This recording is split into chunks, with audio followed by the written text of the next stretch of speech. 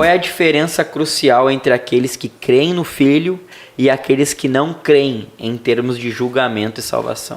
Bom, isso é um assunto muito forte. É polêmico, na verdade. Polêmico. O que acontece?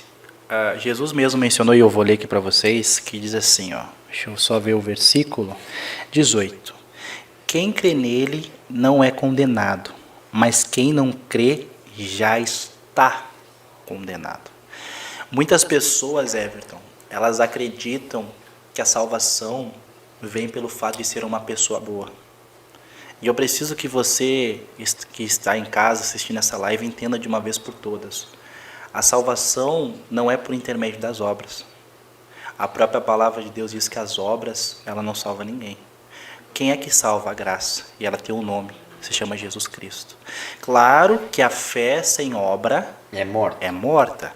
Ou seja, eu aceito Jesus como meu Salvador e abandono as más obras e começo a praticar as boas obras para que as pessoas possam ver que eu tenho Jesus na minha vida. Através das obras eu posso manifestar as boas obras que eu estou lutando pela minha salvação. Mas a salvação, hoje tu vai perguntar para alguém, por exemplo, meu querido, vai evangelizar na rua, já aceitou Jesus? Qual é a primeira fala que eles vão dizer? Eu tenho Jesus no meu coração. Eu sou uma pessoa boa, eu não mato, eu não roubo. E esse é o maior engano do diabo. Colocar na cabeça das pessoas, induzir elas que elas serão salvas pelas suas obras. E não é assim. Porque realmente, eu tenho Jesus no meu coração, realmente tu tens? Ter Jesus no coração é estar disposto a ter uma nova vida e viver a sua vida para Ele. Então você precisa entender, a Bíblia não diz que quem não crê nele vai ser condenado, já está condenado. Então, por mais que você que está em casa não aceite essa mensagem, eu preciso que você abra os ouvidos. Se você não crê em Jesus Cristo, eu creio que Ele é Filho de Deus. Não, crer é ter Ele como teu Salvador e deixar Ele conduzir a sua vida, viver para Ele. Se você não aceitar Jesus Cristo, as tuas obras não irão te salvar. Porque é só Jesus que salva. Sabe por quê? Imagina comigo, Everton. Se eu pudesse ser salvo por aquilo que eu faço, o sacrifício de Jesus não valeu de nada. Eu poderia chegar lá no céu e dizer assim, fui salvo por mim mesmo. E a salvação não é por méritos meus. A salvação é pela graça em Cristo Jesus. Aí, esses dias lá na igreja, os irmãos estavam muito perguntando. Pastor, tem uma pergunta polêmica. E os irmãos gostam de fazer pergunta. Porque célula, eu não cheguei a falar, o irmão falou. A gente faz célula lá em Eldorado do Sul, que é a Igreja Evangélica Ágape. Graças a Deus está crescendo, A gente está vivendo o Evangelho. Qual é o propósito do Evangelho? Salvar vidas e cuidar de pessoas, Salvar vidas a Cristo e ajudar a cuidar de pessoas. E nós estamos só com os custos caseiros. É só a célula. Não temos ainda o estabelecimento em si, porque está caro as coisas, Só que a célula é um pouco mais aconchegante, porque a pessoa está pertinho de ti. Enquanto tu está anunciando a palavra, ela está ouvindo e já faz pergunta. Isso é muito bom. É um crescimento. É um crescimento, tu já vai ensinando. No culto, muitas vezes a gente não tem essa oportunidade de perguntar, Claro que depois do final do culto a gente pode perguntar. Mas não é a mesma coisa igual a célula. Não é a mesma coisa que a célula é mais aconchegante. E o que acontece? Fizeram essa pergunta para mim. Pastor, se a salvação não é por obras e sim pela graça, por que nós seremos julgados? A gente tem que entender uma coisa.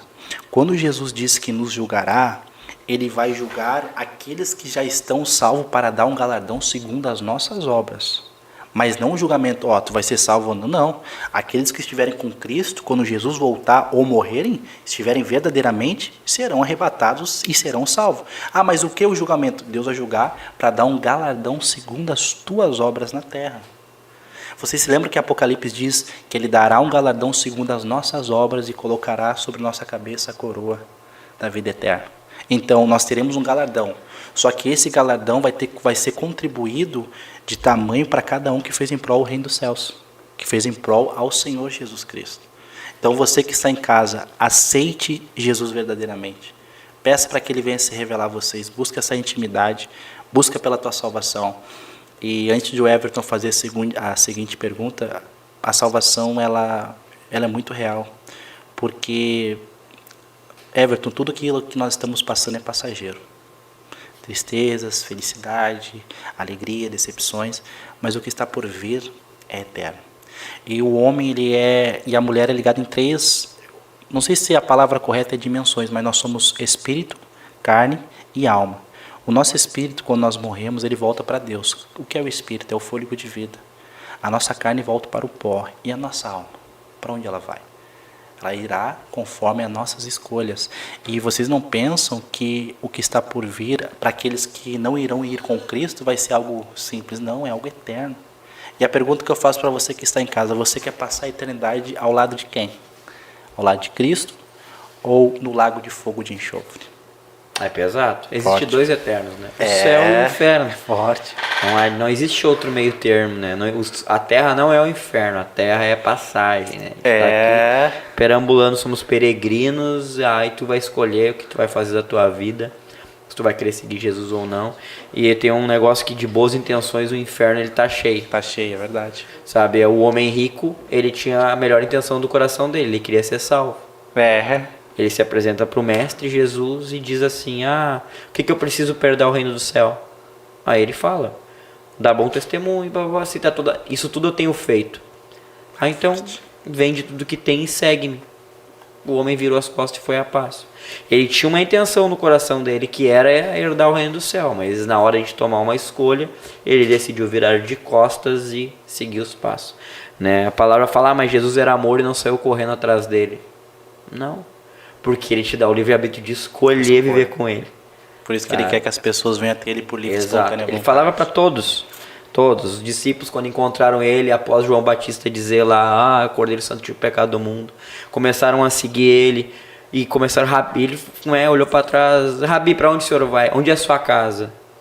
Quer saber? Vem e segue-me, sabe? Então, Jesus ele está sempre nos fazendo um convite. Tu quer saber mais de mim? Vem perto de mim. Quanto mais perto de Jesus tu vai estar, mais íntimo tu vai estar, sabe? A palavra fala muito do casamento, né? Tem a tua esposa e vocês serão um, sabe? Por que é tão difícil a gente pregar dentro de casa? Porque as pessoas nos conhecem no íntimo, sabe? Aqui agora a gente está na frente de câmeras, ou no altar de uma igreja, ou no trabalho. Não, as pessoas da nosso cotidiano, da nossa casa, se conhecem no íntimo, né? As pessoas mais difíceis de tu pregar é na intimidade. Por isso que Jesus ele quer nos transformar na intimidade. Ele não quer nos transformar no público. No público tu já é uma boa pessoa. No público a gente está sempre bem vestido, cheirosinho, né? Agora quando a gente está lá no nosso secreto, que a gente bota a nossa podridão para fora, que a gente realmente confessa nossos pecados para o Senhor, sabe? Para você que nos ouve aí hoje, né? Nos vê e nos ouve, ou só nos ouve, né? Gente, sabe, entender que tu precisa dar nome pro seu pecado. Não é, Senhor, perdoa os meus pecados. Não, Senhor, me perdoa por ter feito tal coisa. Me perdoa porque eu pensei tal coisa. Me perdoa. Tira de mim, eu não quero mais pensar esse tipo de coisa. Eu tenho certeza que a tua vida vai mudar quando tu começar a orar dessa maneira. É verdade. Porque tu tá te impondo a algo. Tá dizendo, não, eu não aceito mais isso sobre a minha vida. Eu não quero mais isso sobre a minha vida, sabe? E tu vai buscar uma transformação para tua salvação. Senão, aqui quando fala, né, o versículo mais conhecido de todos, eu acredito, João 3,16, porque Deus amou o mundo tanto que deu seu único filho. Gente, ele deu o filho pra gente não perecer, ele não quer que a gente pereça. Glória a Deus. Mas, a gente fizer uma escolha de não vender tudo que nós temos e sair de costas, ele não pode fazer nada por nós, porque ele nos deu essa escolha. Ele sofre, mas ele nos deu essa escolha. Né? Aqui a gente está indo para a penúltima pergunta. Como a luz e a escuridão são usadas como símbolos no contexto da salvação? Bom, 19 diz assim, a condenação é esta, que a luz veio ao mundo, mas os homens amaram mais as trevas do que a luz, porque as suas obras eram más. Versículo 20, porque todo aquele que faz o mal aborrece a luz e não vem para a luz. Por quê? Para que as suas obras não sejam vistas. Mas aquele que pratica a verdade vem para a luz a fim de que as suas obras sejam manifestas porque são feitas em Deus. Então, quando Jesus ele usa esse termo de luz, ele está se relacionando a ele, né? Que ele é a luz que ilumina a nossa vida e nos dá a direção do caminho perfeito, que é ele também, né? Então, quando Jesus ele menciona a luz, ele mesmo diz, né? A luz veio aos homens, ao mundo, mas os homens amaram mais as trevas. Então, Jesus, até hoje acontece isso. Muitas vezes a gente fala dos judeus daquela época, né? Os judeus tiveram a oportunidade de seguir a Cristo, de ter Ele na sua vida e o rejeitaram. Por isso que foi distribuído aos gentios que chegou a nós. Mas a pergunta que eu faço para você que está em casa.